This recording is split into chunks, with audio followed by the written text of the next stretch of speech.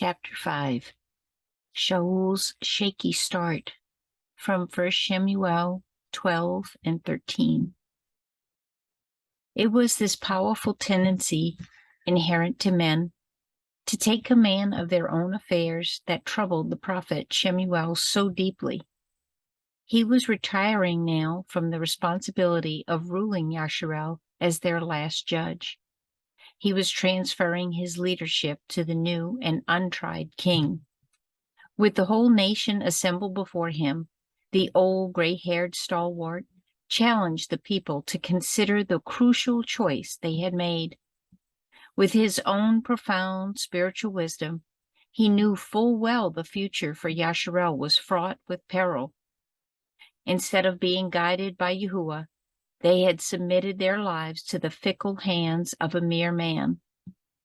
With blazing eyes, Shemuel stood before his compatriots and in thundering tones rehearsed his own history to them. He had walked before them in total integrity since his early childhood, since that still, dark night when, as a small lad, he responded to the clarion call of the Almighty by saying, "Speak, Yahuwah, for your servant hears," from 1 Samuel 3, verse 9 and 10. He had never once defrauded any man or woman. In a society and culture where bribery and corruption were the common way of life, Shemuel had not once acted unjustly. His record was impeccable. What a tremendous tribute to his fine character! It was the strength of his devotion to Yahuwah that had delivered Yasharel from the oppression of her enemies. This was noble leadership of the highest order. And Shemuel reminded the nation again that it was this spiritual rule of law and order under Yahuwah's great hand that they were repudiating. Casting his burning gaze over the mass multitude, he reminded them too of Yahuwah's great faithfulness to them since the day of their deliverance from Egypt. Yet they, in response, had turned away from him to pursue the false Elohim and strange beliefs of the pagan nations around them. He warned them in ominous terms that the new regime on which they were embarking under a mortal king could spell dreadful danger. Their only hope of survival as a people was to receive Yahuwah, to serve him faithfully and obey his commands without further rebellion against his rule. The beloved and stooped old seer was not at all sure Yasharel could or would do this. He had lived too long and knew too well how perverse and proud his people were. His wide experience as a judge for so many years gave him grounds to doubt whether Yasharel could possibly survive under Shaul. Almost in tears, deeply moved by the peril facing his people, the ancient prophet begged Yasharel to be loyal to Yahuwah. This was his final farewell, so to speak. He felt constrained to cry out a last warning to his wayward associates. To love Yahuwah was to obey him. To rebel against him was to court utter ruin. It was a solemn note of warning that has not lost its force across the ensuing centuries. The same clarion call comes to our contemporary society of the 20th century. Serve Yahuwah and live. Turn from him and perish. The choice is ours. To confirm the credibility of his challenge to Yasharel, Shemuel then called for a deluge of rain and rumbling thunderstorms to sweep over the country. Though it was late summer, the season of harvest, hot and dry, the sky suddenly darkened.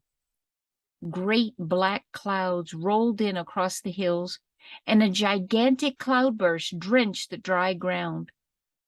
It was an awesome spectacle, a startling phenomenon. The people in fear and panic knew that they had heard from the Almighty. He had endorsed the message delivered by his servant. Shemuel, with his ancient affection for his stiff-necked nation, again urged them to follow Yahuwah. Then, in touching tenderness, he assured them, like a loving father, that he would not cease to pray for them. He knew that in his retirement there was no other single service of greater import that he could render to both Yahuwah and man. Now, not only would he pray for Yasharel, but he would also persevere in trying to teach them the proper and righteous way to walk with Yahuwah.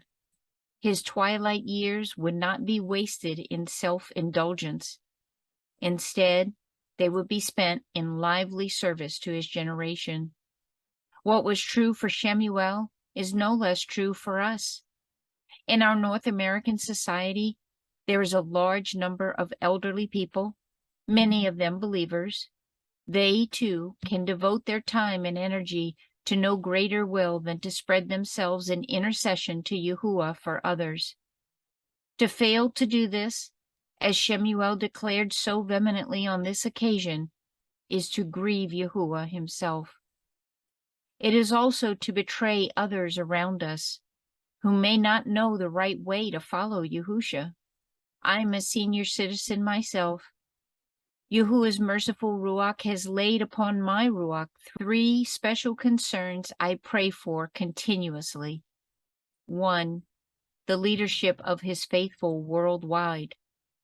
That Yali men of truth, loyal to his word, would arise boldly to strengthen his body of believers. 2. A definite spiritual awakening amongst those engaged in the media, so that many who promote worldly philosophies and false ideologies will come to know Yahusha, the truth. 3. Leaders of government at all levels, to the end that those of integrity and credibility will be brought to office in all nations. It was fortunate indeed for Shaul that a righteous servant of the Most High was behind the scenes interceding on his behalf. Yasharel's military forces were in utter disarray. Apparently, most of the people lived almost as hostages to the Philistines, their ancient enemy. The record given to us of this period emphasizes that only Shaul and Jonathan were fully armed, from 1 Shemuel 13:22. Perhaps, partly for this reason, Shaul had been chosen as king. It seems incongruous that at this stage of her dismal history, Yasharel did not even have artisans skilled in the smelting and shaping of iron. They were not even primitive blacksmiths who could forge weapons or fashion farm tools. Many Yashreelites had to resort to Philistine craftsmen to sharpen their plowshares, axes, and mattocks. It was a deplorable sort of dependency on one's archenemy. Little wonder that only the restraining hand of the Almighty had preserved the nation from utter annihilation up to this point. Shaul, in an unsteady first step, decided to recruit about 1% of the would-be warriors available to him.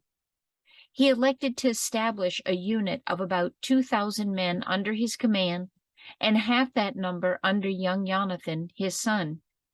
It was rather a pitiful start, when we recall that nearly 1/3 of a million men had risen to the fence of Yabesh Galad. Anyway, his young blood eager for battle, Jonathan made a surprise attack and killed a small garrison of the Philistines at Geba. It was an aggressive action. Immediately the enemy mustered their formidable forces for war against Yasharel. Amongst them, some 30,000 battle chariots, as well as over 6,000 mounted cavalrymen. The outlook for Yasharel was ominous. As of old, in the days of Gideon, Shaul's people panicked. They fled into the forests, caves, and rocky hideouts for refuge. The handful of men chosen to accompany Shaul felt unsure of themselves. Perhaps they would be the first to come under attack. In fear and trembling, they too began to lose heart, turned tail, and fled, abandoning their new king. Shaul could see his position was precarious. His people were in mortal peril. Only about 600 warriors now stood true to him. Where could he turn for help? In his extremity, the inexperienced, stumbling new monarch decided to turn to the veteran Shemuel. After all, as judge over the nation, Shaul had preserved Yasharel all his life from invasion from the Philistines. Perhaps the aged prophet, with help from Yahuwah, could pull it off again. Shaul set off for Gilgal. It was there he had been instructed to meet Shemuel before, but in his arrogance he had failed to do so. Now, in utter disarray, he decided he should go. It would mean waiting a week for Shemuel to show up. Who knew what would happen in the meantime? The days dragged by with mounting apprehension on the part of Shaul. More of his men were deserting. The Philistine forces were on the march. 3 enemy divisions were surging into Yasharel on a rampage as armed raiders. Unable to restrain himself any longer, Shaul decided he would not wait for the prophet to come and offer a sacrifice on his behalf. Instead, taking the bull by the horns, he ordered a sacrifice prepared, which he himself offered up. It was a precipitous action of direct disobedience. Just at that juncture, Shemuel showed up. He was beside himself with astonishment at the king's folly. What a drastic act! He had flown in the face of all the heavenly direction given to him by Yahuwah. In the heat of the moment and the excitement of the air encounter, Shaul did not seem to realize the horrendous consequences of his deliberate disregard for the word of Yahuwah. From this terrible moment, it was destined that the royal monarchy would be torn from his grasp. Yahuwah himself would select a substitute sovereign to reign in his stead, and that royal ruler would be a young shepherd lad from the rugged hills of Judea, Daoud by name. What Shaul had demonstrated at Gilgal was a stubborn, impetuous, strong self-will that insisted on asserting itself.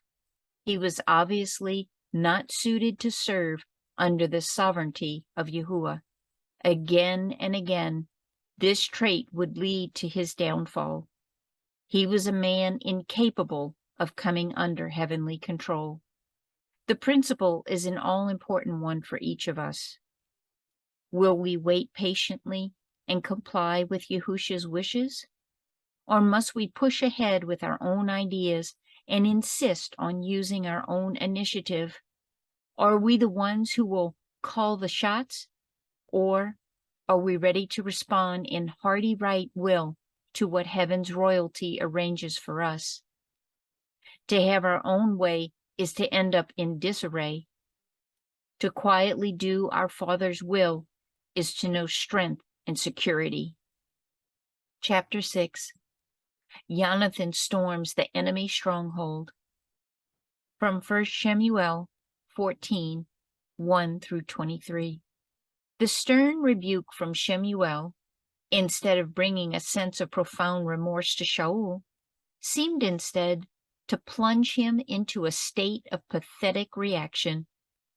Had he been a man sensitive in spirit to Yahuwah's purposes, he would have repented of his wrong, sought reconciliation, then gone out to attack the Philistine invaders. Instead, he chose to idle away his time sitting in the pleasant shade of a leafy pomegranate tree in his home village of Gibeah. Like the olive, the pomegranate, from ancient times, spoke of peace and well-being. It was a symbol of repose. Pomegranate wine was strong drink, surpassing any made from grapes. It dulled the senses and unbalanced the mind. Shaul's odd behavior spoke of peace, peace, when in reality, the Philistine forces already stood threatening Yasharel with utter annihilation. One advanced garrison had already established a formidable stronghold in the rocky heights of Michmash. Jonathan, Shaul's son, now considered as the first prince in Yasharel, was not prepared to sit in idle contemplation of the enemy threat. Alone, except for the company of his brave young armor-bearer, he decided to test the enemy positions. Quietly, Jonathan slipped away. No one even knew he had left on such a dangerous mission. It was typical of the remarkable youth. He was not a showman. He was a heroic young Yashreelite who had great confidence in Yahuwah himself. He was cut from the same cloth as men like Moshe, Yahusha, Caleb, and Gideon. His implicit conviction was that no matter how overwhelming the odds were against him, one man with Yahuwah was a winner. It was the Almighty who can enable him to overcome the enemy. Jonathan was not looking for a spectacular sort of miracle with which to impress his associates, nor was he engaging in foolhardy act of bravado. He was moving quietly, seeking Yahuwah's guidance, anxious to have Yahuwah reveal his power to his people. It was not Jonathan's ambition to become a rising star in Yasharel's new royal family. His one aim was to give Yahuwah a chance to prove again that he could save Yasharel, either by many or by few. His burning inner hope was that he might, in fact, become a shining spear in the hand of the Most High. As the two men approached the enemy-held territory, the young armor-bearer assured Jonathan of his total allegiance. He would not desert his daring master. Like Gideon's brave servant who accompanied him into the camp of the Midianites, here was a stalwart ready to risk his life for his commander. Jonathan was not rash or impulsive. He was not one to rush ahead of Yahuwah. He explained to his armor-bearer carefully each step he took. He would reveal himself to the Philistines in their rocky hideout. If the enemy were to threaten to come down to the low ground, they would stand firm awaiting the attack. If, on the other hand, they challenged Jonathan to climb the ridge for combat, they would go up, sure of triumph under Yahuwah's mighty hand. As soon as they spotted Jonathan, the bold invaders taunted him. "Look, the Hebrews are crawling out of their holes. Come on up. We will show you a thing or two." See 1 Shemuel 14:11. It was enough. This was the clear, ringing challenge to join battle on the rocky ridges. No matter how formidable and dangerous the ascent, they would climb the rock outcrops on hands and knees to get to the invaders. Jonathan and his companion had no audience of supporting onlookers to cheer for them. They were not putting on some dazzling performance to impress their associates. This was not a bid of youthful folly. It was a man moving quietly in great strength and with enormous confidence in Yahuwah. It was a man unafraid to risk his life in the hands of Yahuwah. It was not Jonathan who this day would again demonstrate his deliverance of Yasharel, but Jonathan was the catalyst that precipitated the action. It was his faith that moved the might and majesty of Yahuwah. Sweating and scrambling up the great rock outcrop, he put himself in great peril for his people. This is faith in action. Faith is more than mere belief. Faith demands a positive response from a person's will to the point that he will act on the authority of Yahuwah's word to him. Such people see beyond the obstacles of the moment to the great achievements Yahuwah can bring to reality in any situation no matter how formidable the odds appear. As Jonathan and his comrade climbed the rocks in full view of the Philistines, it may have seemed utter insanity to the enemy. How easy to wipe out 2 warriors on their way up! How simple to slaughter the 2 adventurers climbing toward them! The whole thing was nothing more than a mere diversion that would inject a bit of excitement into the hot day. Soon, hot, dark human blood would stain the rocks. Soon, sharp-eyed vultures would wheel in the sky, waiting for their gory banquet of human flesh. Soon, a swarm of flies would buzz over the dead carcasses of the fallen. But strange as it seemed, the slain would not be the 2 young Yashreelites, but rather the host of the Philistine hordes who had invaded the land. For as soon as Jonathan scaled up the steep ridge, he charged into hand-to-hand combat with the enemy. It was a ferocious encounter. Few details are given of the incredible combat. We are simply told that, in short order, about 20 Philistine warriors lay dead on the ground, scattered over about a half an acre. The ferocious assault triggered a gigantic earthquake. Not only did the ground, rocks, and hills tremble with the shock waves, but so did the emotions of the enemy forces. The violent convulsions of the earth created panic, confusion, and blind fear amongst the Philistines. Again, in an action of utter chaos, the armed hordes of the enemy began to butcher each other in brutal slaughter. It was almost like a replay of the rout brought upon the Midianites the night Gideon invaded their camp with his 300 men bearing torches. It was akin to the tremendous victory granted Yahusha when huge hailstones rained down upon the Amorites fleeing before his forces. This was again a tremendous triumph for Yasharel.